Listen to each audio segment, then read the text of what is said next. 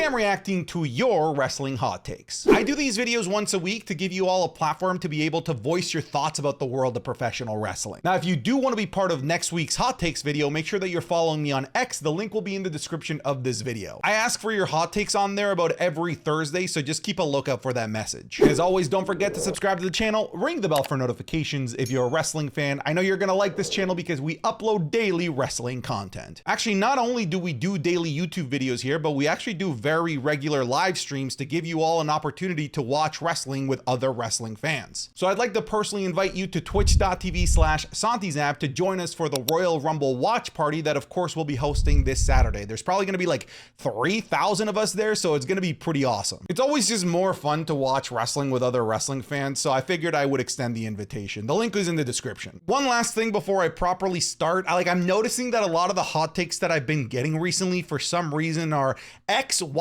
or Z are overrated. I'm never gonna pick those. If you just say Charlotte Flair is overrated, unless you provide like a proper reasoning behind why you think this person is overrated, I'm always just gonna skip that hot take. And it's those same people that always message me that I never pick their hot take. Like, just do better hot takes. Okay, now let's read some stupid shit. Cody Rhodes was just a chapter in Roman's story. Cody did so well that he made people believe that he was the protagonist, but he never was. It's just fascinating to think about WWE narrative and storytelling in this sort of way. Like, who's the protagonist? Who are the NPCs? Who are the villains? Things like that. However, it is interesting to note that although Cody Rhodes was trying to finish his story, WWE storytelling isn't linear and it's not singular because it's telling the story of dozens of different people. Sure, some people have more prominent stories than others, but it doesn't necessarily make Cody's story more important than Randy Orton's story, or more important than LA Knight's story, or Roman Reigns' story. So when all of these stories coalesce and crisscross with one another, it's interesting to think, who is the protagonist in this particular scenario? Was it Cody Rhodes, who was trying to finish the story, or was it Roman Reigns, the guy that's been at the very top of the mountain for the past 3.5 years? It's just interesting to think about that. Now, do I think that Cody was just a chapter in Roman's story? Absolutely. However, I also think it's the other way around as well. Roman was just a chapter in Cody's story because their stories are separate. You don't have to pick one or the other, essentially, is what I'm trying to say. It's just interesting to think about that this concept of the story and finishing the story has become, I don't know, a thing that we talk about. It wasn't really the case before Cody Rhodes. Roman Reigns versus The Rock just shouldn't be a thing. Roman will have to carry The Rock through a 20 to 30 minute match, and it won't be a good match. I don't disagree with you that Roman is gonna have to carry that match. I mean, The Rock's just not a full-time performer, and I know a lot of you people think that he doesn't have the cardio. I bet you he's got better cardio than all of you, and he's got better cardio than me. However, it's really easy to judge wrestlers on their body and their physical abilities when we're in our, nice little couches being covered by Cheeto dust. So yeah, sure, Roman is gonna have to carry The Rock. So what? Kevin Owens had to carry Stone Cold Steve Austin to a 20+ minute main event match at WrestleMania, and we were all fine with it. So why are we not all fine with this too? I can look at it from a different perspective as well and understand why you might not be okay with it, like how we were okay with Stone Cold and Kevin Owens, in that The Rock is going to be labeled as like the guy that could beat Roman Reigns, which in turn means that he can be the guy that is at the top of the company, when we know that that's just not the case. Meanwhile, Stone Cold and Kevin Owens was very clearly just a one-off. So I get it from that perspective in terms of like how people might look at it. But I don't think that there's anything inherently wrong with The Rock being carried through a 20 to 30 minute match. And I actually think that it could be a very good match. However, being a good match means different things for different people. Look at The Rock versus Hollywood Hulk Hogan. That's a perfect example. That is a match that on paper, if you just watch it without any sound or without understanding any of the context, it is objectively bad. It's just two dudes barely being able to work together. However, There's more to that. There's more to the in-ring ability to a wrestling match. There is the aura, there is the magic, there is the rumbling in the arena that would be caused by Roman and The Rock being in the ring at the same time, just like how there was that aura between The Rock and Hollywood Hulk Hogan. Now that Charlotte Flair is out due to injury, Bianca Belair needs a replacement opponent at WrestleMania. And personally, I think it should be Tiffany Stratton. I think we're really pulling the gun here a little too early on Tiffany Stratton. Believe me, I also believe that she's the center of the universe. I love Tiffany Stratton, but I'm going to be honest with you. Like, Bianca Belair is just way too above Tiffany Stratton at this point in their career. Like, she's out of her league entirely. This would not make any sense. In fact, I think there's only really a couple of people, two people that I can think of that could give Bianca Belair like this really truly marquee match if the WWE wants to do it. The first one is Rhea Ripley. Those two haven't crossed paths in a very long time, and they haven't crossed paths when they've both been at the very top of their game. Rhea Ripley has not really faced somebody of the caliber in terms of superstardom like a Bianca Belair during this mommy on top run. The other one that I could think of would be similar to how Seth Rollins was used to help debut Cody Rhodes or re-debut Cody Rhodes in the WWE. We could use Bianca Belair to help debut Jade Cargill, where a lot of people have this tremendous amount of hype for Jade Cargill, and obviously Bianca Belair is a huge name, and pinning Bianca Belair against Jade Cargill automatically elevates Jade Cargill to heights that we haven't seen somebody be elevated that quickly before. So if you want a marquee match for Bianca Belair, it's probably those two. Aside from that, you can have other matches like Io Sky, Bayley, but they just won't have that superstar aura that we're looking for that we probably would have gotten with Bianca and Charlotte. Hey, if you do want more wrestling content, go check out patreon.com/SantiZap. You're going to get my Raw reviews, SmackDown reviews, NXT reviews, and you're also going to get the monthly mailbag at the end of this month, and you're going to get the Wrestling is Cool podcast 3 days earlier than everyone else. So again, go check it out, patreon.com/SantiZap. It's how I'm able to do this on a full-time basis. So if you want more content, go check it out. Okay, now back to the video. Cody Rhodes' title reign won't be that long. Gunther and Randy will dethrone him this year. I mean, you're just assuming that Cody Rhodes is going to be champion this year. I'm not necessarily convinced. However, there's a lot of people that are upset with how Seth Rollins just continuously wins matches, and I think that that's going to be the formula, the exact same formula, when Cody Rhodes becomes the WWE champion. So get used to Super Seth Rollins, because inevitably Super Cody Rhodes is also going to become a thing. I mean, he is already borderline Super Cody Rhodes with how he wins just about every single match, every single feud that he's a part of. Give him the title, and I think it's going to be even, not necessarily worse, because I don't think that's necessarily bad, but it's going to be an even more dominant run. So I disagree with you. The second that they give Cody Rhodes that title, he's going to hold that thing for a very long time. Sami Zayn will win this year's Money in the Bank briefcase in his home of Canada and then cash in the same night successfully. Look, I normally don't like same-day cash-ins. However, the context of Sami Zayn being in Canada in front of a rabid Canadian crowd, that would actually be pretty awesome. Well, first, it'd be awesome if he won the Money in the Bank briefcase, but I think it'd be pretty freaking fantastic as well if he cashed in front of that very same crowd that's going to be pulling for him in every step of the way. And I'm starting to become a little bit more sympathetic to same-day cash-ins after watching Damian Priest look like a buffoon over the last several months with that briefcase. So really, I just want to see the briefcase work now. The Rock's promos aren't as funny to me now that I'm 34 and not 14. Look, I'm weirdly agreeing with you here, and I can't really pinpoint it. I think maybe it is the fact that we are getting older and those jokes aren't as funny,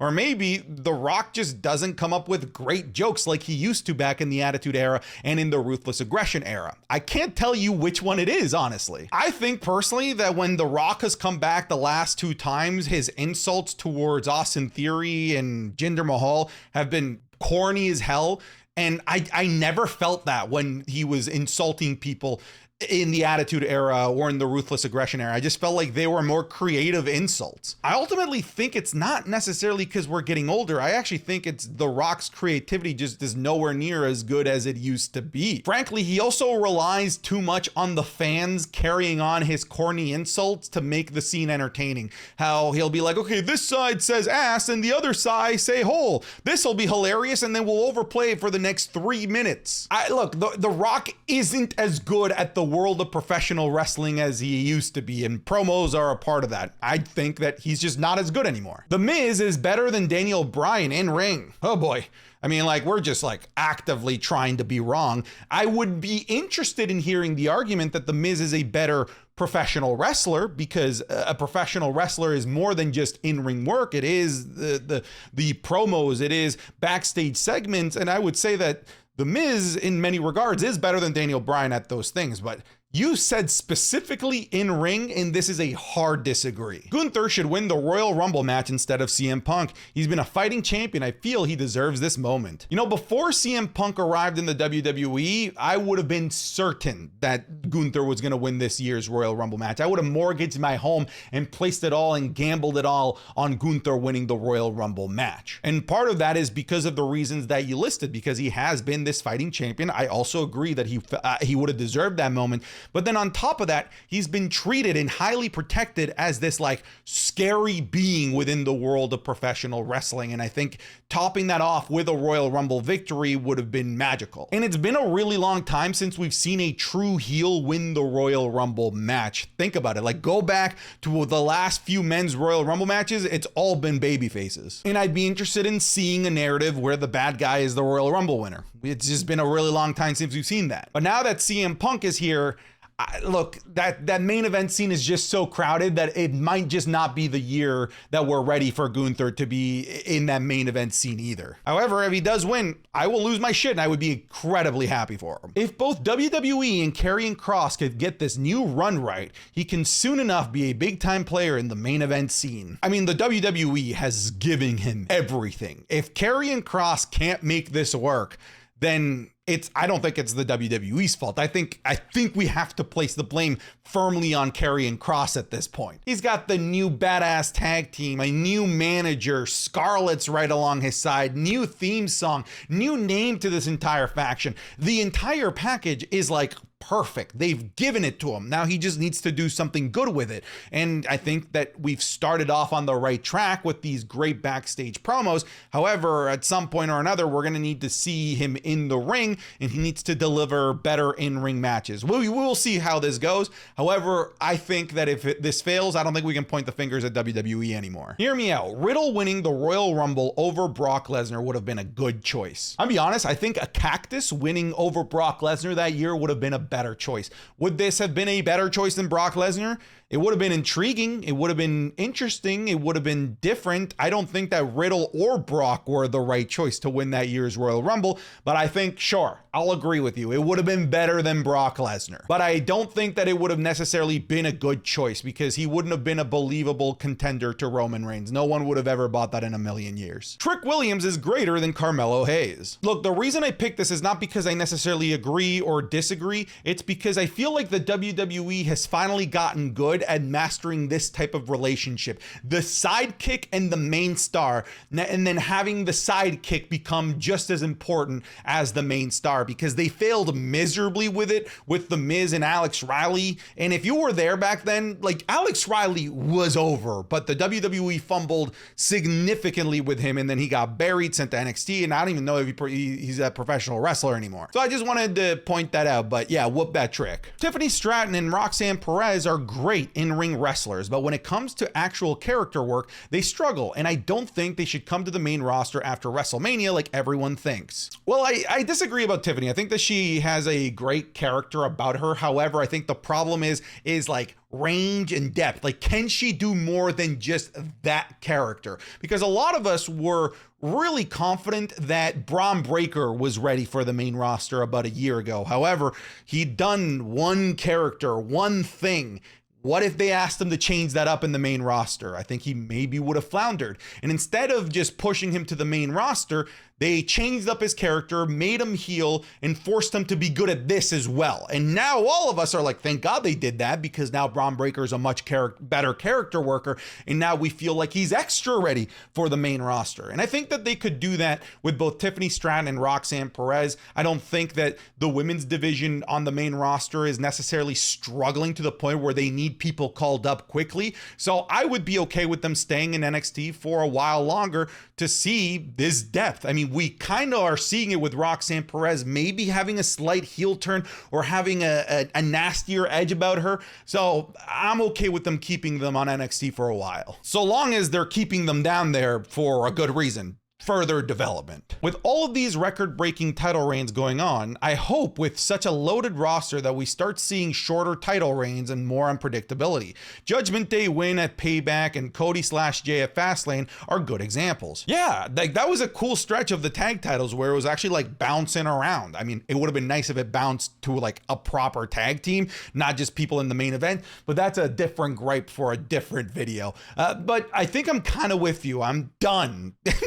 I'm just mentally done with how many of these historic title reigns are going on, because look, I'm gonna tell you something that I just think is too logical. It might break the internet. When all of the title reigns are historic, none of them are. You gotta at some point start creating like a bar, and if all of the bars are up here, then that becomes the new expectation as opposed to like the new awesome thing to achieve. So we need to start having more of these shorter 4 or 5 month reigns. LA Knight is starting to feel like a clown. His promos are great and we still love him, but for some reason with Randy and AJ, he feels not as serious and a bit mixed in randomly. It's just not hitting right. Well, it's not gonna hit right when he's not the focal point of storytelling. I don't think that LA Knight is a great auxiliary character. I think he's a great main character. So when he is clearly just a side character in this bigger plot of Roman and Randy, I can see why you're starting to feel that way, that he just sort of feels like an extra